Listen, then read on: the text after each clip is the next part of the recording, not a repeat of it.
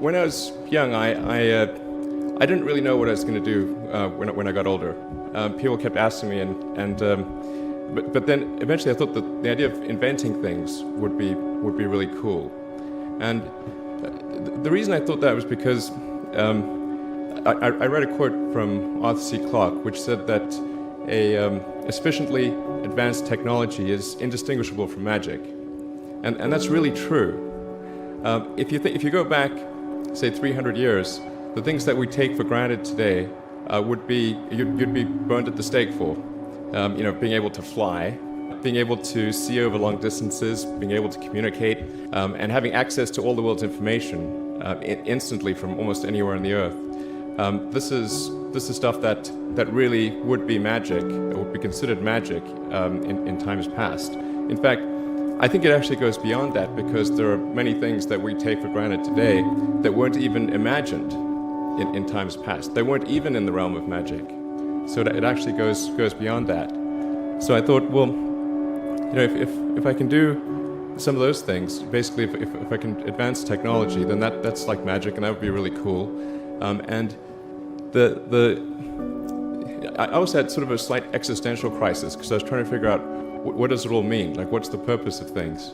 And I came to the conclusion that if we can advance the knowledge of the world, if we can do things that expand the scope and scale of consciousness, then we're better able to ask the right questions and become more enlightened, and that's really the only way forward.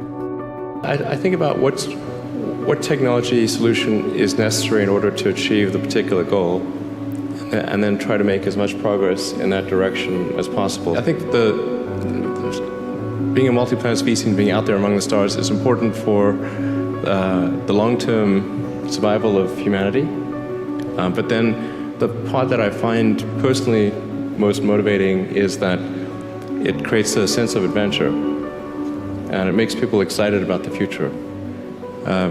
If you consider two futures, one where we are forever confined to Earth until eventually something terrible happens, or another future where we are out there on many planets, maybe even going beyond the solar system, I think that second version is incredibly exciting and inspiring, and there need to be reasons to get up in the morning.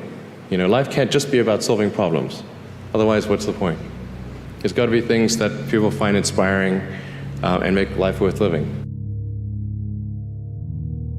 When my brother and I were starting our first company, instead of getting an apartment, we just rented a small office, and we slept on the couch.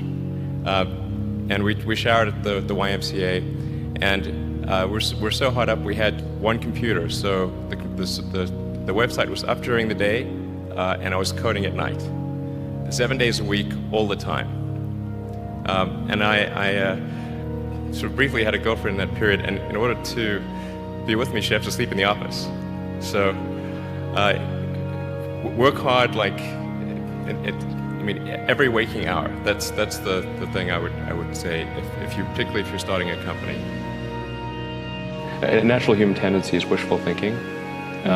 So a challenge for entrepreneurs is to say, well, what's the difference between really believing in your ideals and sticking to them versus pursuing some unrealistic dream that doesn't actually have merit? And that is a really difficult thing to tell. Can you tell the difference between those two things? Right. So you need to be sort of very rigorous in your self-analysis.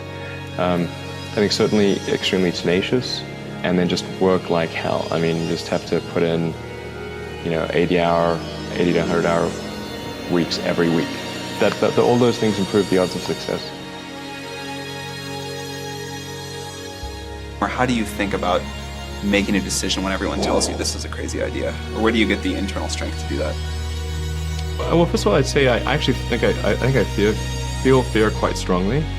So it's not as though I just have the absence of fear. I feel it quite strongly. But there are just times when something is important enough, you believe in it enough, that you do it in spite of fear. People shouldn't think, well, I feel fear about this, and therefore I shouldn't do it. It's normal to feel fear. So you just feel it and let the importance of it drive you to do it anyway? If you just accept the probabilities, then That diminishes fear. Drive overrides fear. It's about believing in the future and thinking that the future will be better than the past. And I can't think of anything more exciting than going out there and being among the stars.